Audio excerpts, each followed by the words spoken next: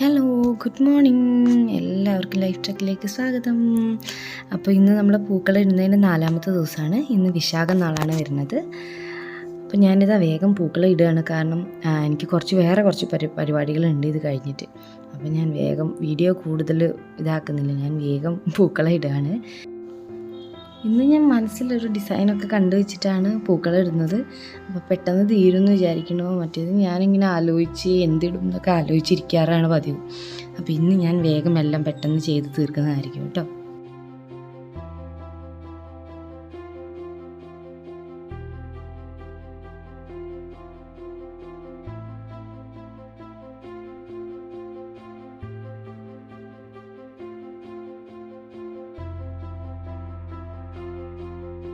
അപ്പോൾ ഇന്നത്തെ പൂക്കളം നമ്മളിവിടെ ഇട്ട് കഴിഞ്ഞു.